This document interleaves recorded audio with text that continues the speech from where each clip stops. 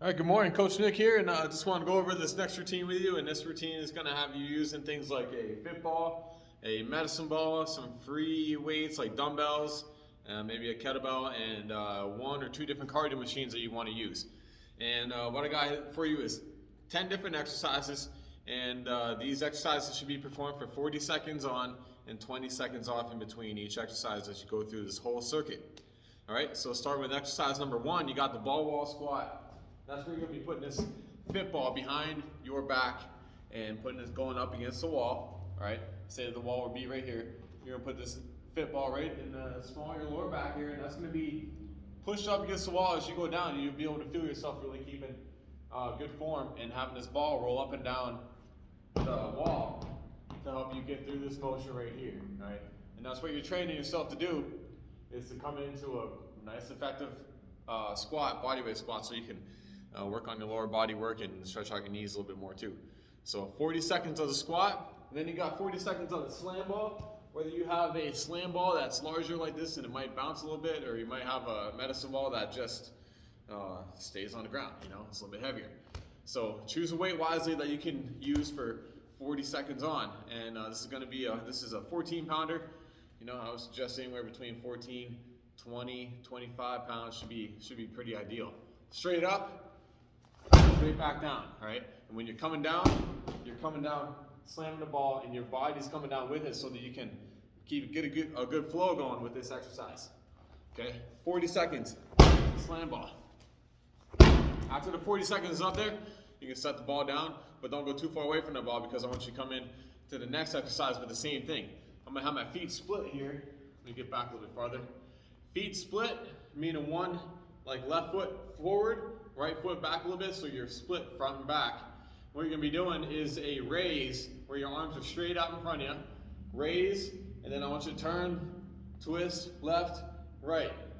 Okay? Raise, turn, left, right. Okay? The only thing that's really turning is your upper torso. Not too much turning down here in your knees. You might have a little bit of twisting in your knees, but it shouldn't be very much. Okay? Make sure you kind of get loosened up before this one. And since the repetitions are 40 seconds, you're going 20 seconds of each leg being forward. Okay? Raise it right down. You can go ahead and raise it, bump it right on your leg that's forward. Raise it up, hold it up, go left to right. Okay? Really good one for the shoulders, the core, stability work of your lower body as well. Okay? After that, take your two dumbbells. Go to your box that works for you to do a step up, where you'd step up, up, up. Bicep curl, down, step down. Then next leg, alternate legs, up, up, bicep curl, down, down. All right?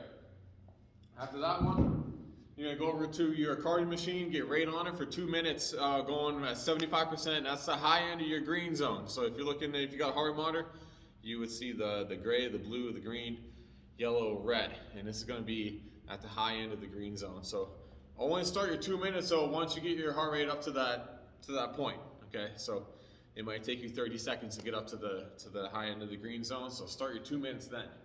After that, you got a fit ball sit and reach.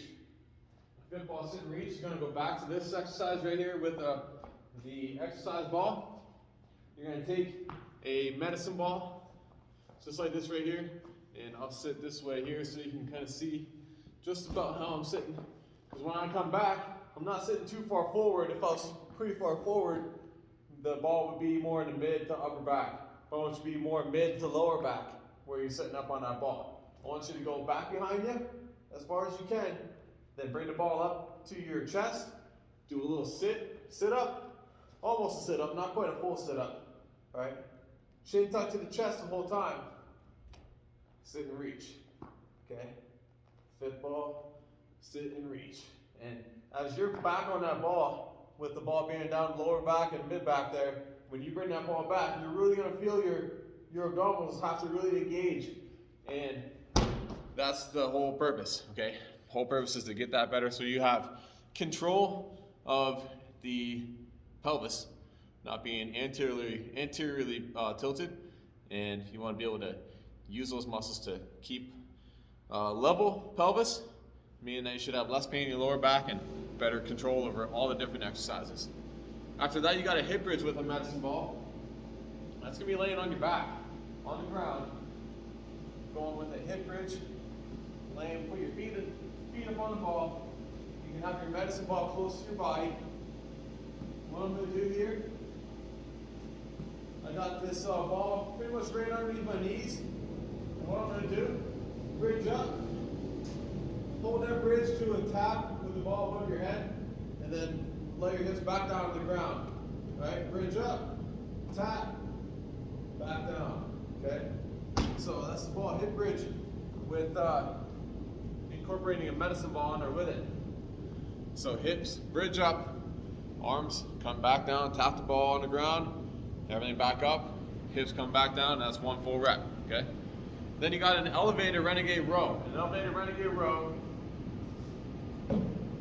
it's going to have you using something like a nice high box, or you can go to a squat rack where you can set the bar on the squat rack so that it's, I would say, at about hip height. That way you can have your stability arm not be all the way down on the ground. Instead, you're a little bit more elevated, and that's going to take off some of the pressure of total body weight. Now you might only be at 75 or 80% body weight on your shoulder. It should allow you to keep a nice straight back like you're planking on the ground. I want you to roll that weight up like this right here. Okay? Doesn't need to be really fast, but you shouldn't have any round in the back. And yeah, you want to pretty much keep, I'm going to move it this way for you, so you can see this here. Okay?